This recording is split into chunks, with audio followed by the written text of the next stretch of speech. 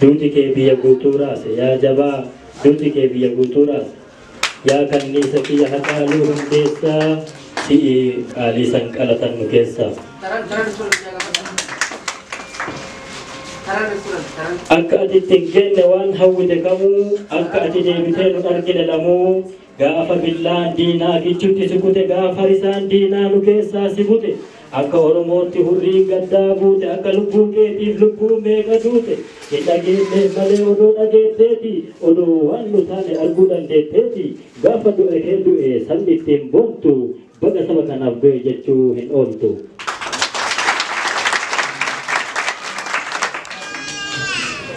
Lafaa fi jabatuu rifate galmalee lafatu socho'ee dachiin garagalee biyya guutuu raase boo'ichaa fi iji imimmaanii dhiigaan bobbooroftee biyyi beekaa wallaalatu caba keetiin cabe dubartii dhiiratu akka ta'u dhabe ilmaan oromootaa garaan gubateera alaaf manni oromoo gadda uffateera.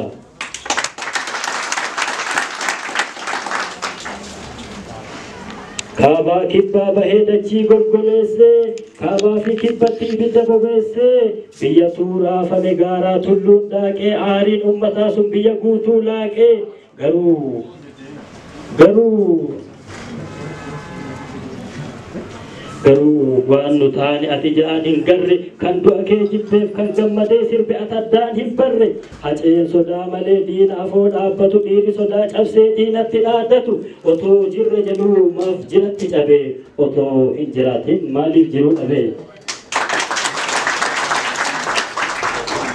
Odoo sabaan boonee saba isaa boonsu odoo sabni eebba isaa eebba itti roobsu odoo haqaa fiigee dharraan bahin otoo diina diigee bakka garaan gahin maattu kichuu kutee galaa isaa fite maaliif kichuun citee bakka hin ganne lixee. Maalumaaf hanqisa qaama isaa uran maaliif imala isaa harka isaatti muran. Eenyuu fi eenyutu goota san uggure eenyutu galma isaa goolabee xumure maaliif du'an malle kichuun nurraa du'e qilee bu'een galle maaliif nurraa bu'e. Jedha oromoon kee aaree arrifatee machaa'ee maraatee aariin qalbii gatee akkasiif dhama'ee of wallaalu namuu akkasiif jedhee kaffale aarsaa kamuu ati immoo nu arguuf hin arganne carraa nummoo caba keetiin guban agarraa akka waan nu duunee du'a si galchinuu otoo du'a keessiif du'uu hawwinuu hedduun qalbii cabe hedduun miidhameera hedduun qaama dhabe hedduun miidhameera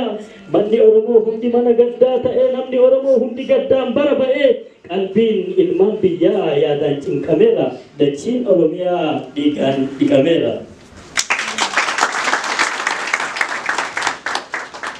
Odoo siif iyyanii karatti bahanii ijoolleen daa'imman rasaasaan dhayanii kumaatama lubbuu keetiif duute kumaatamatu bu'e qilee ati buute garuu siin galchine gatiin siif kafale dhugaan kee hin baane gumaan kee hin galle manni murtii sobaa sobeen taphatee har'a somaan taane burguun si qalate kan dhiiga kee dhuge nagaan bahee gala dhugaan dhiiga keetii hin arganne fala. Garuu ilmaan keenya akkuma qoorretti haqa dhabnee cabne akkuma joorretti ergasii biyyinuu hin arganne nagaa gamanaa gamasii walitti darban dhagaa. Tasgabbiin arganne nagaa dhabde biyyi ergasiif iyyinee hin dhaabanne iyyi beekaa fi hayyuun keenya mana hidhaa jira rabbii tokko malee homaa dhabne fira. Garaan oromootaa gubatee hin dhiifne qalbiin oromootaa boqatee hin ciifne. Inuma raafamna, inuma rarraana, inuma kajeella, inuma dharraana takkallee arganne waan kalee hawwinee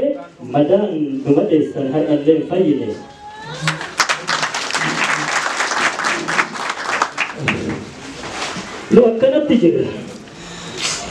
Nu akkanatti jirra jiruu tana keessa atoo akkam jirta yaa Caaluu Hundeessaa.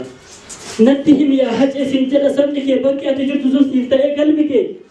Akkamuma jirta natti miyaa jiru garaan kee ofatee nutti aaree jiru. Gumaa baasuun dhabnee sabatti mufanne haqa keerraa turreef Oromoon tuffanne moo rakkoo sabni kee keessa jiru beektee dhugaa waaqaa eegde bakka dhugaa teente. Maal goona reesila akka goonu dhabne akka dhabne malee dabaaf sitti dabne harkaa miila sabaa hidhanii sakaalan jabaa sabaa afaan qabanii cuqqaalan. Akka hin dubbanne arraba hidhaniiru isa siif dubbate hedduu miidhaniiru kan hinjirre falmine baasuu dhiisii kuma kan jirutu jiruun hadhoofte agaduma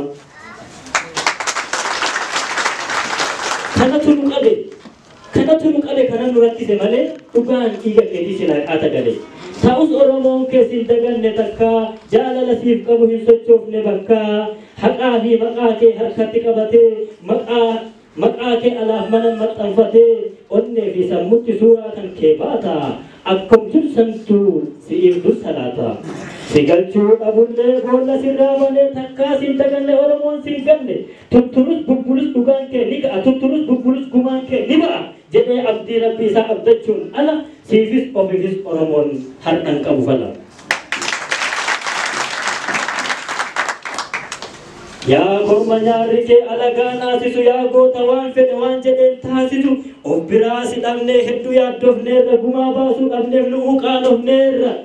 natti dhaban jettee nutti hin aarini haalatu nuuf dabe nurra hin laalini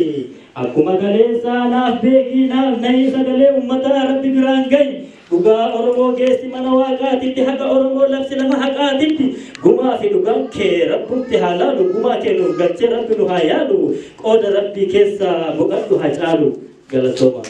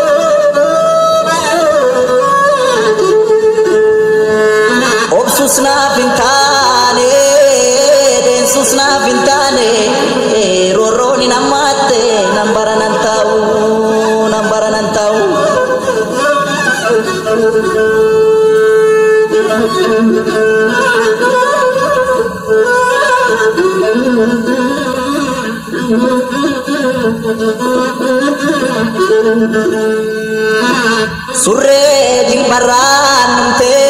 tabatu waranata Surre jilbaran te tabatu waranata Roro ke ofitti dutte tabatu tatafatan nabatu tatafatan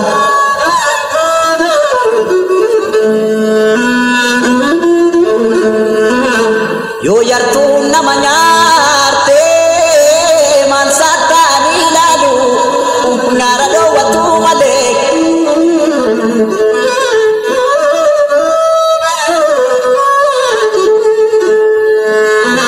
akashi lamu nyare biyenya cisu malek yo syartu ranani gafa soda tamani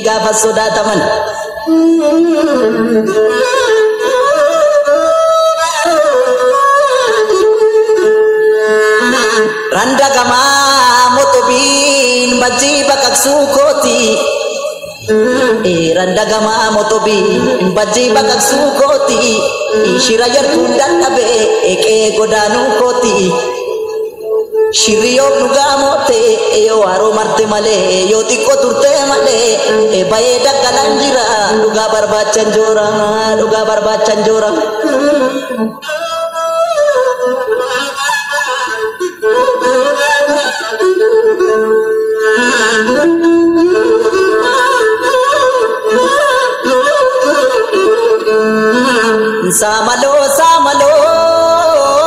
Samalo ni pati iyo makana tapti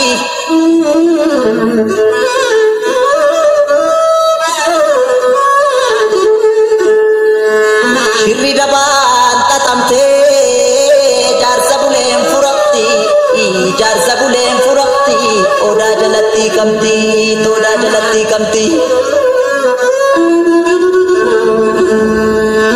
Allah ya bokori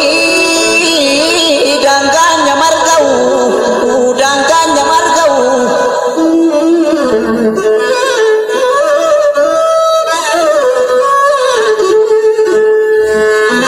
densusna bintane roroni namate nambaran tau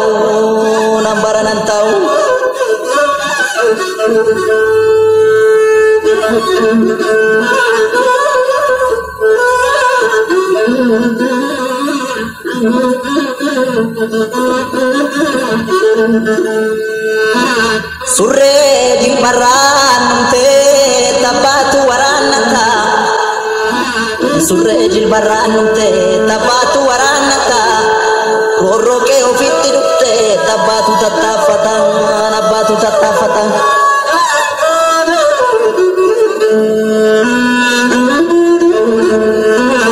yo yartu namanya arte mansata ni lalu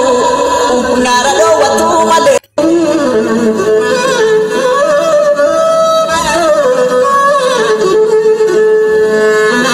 akashi lamunare biyenya chisumale yo yartu raanani gafa soda taman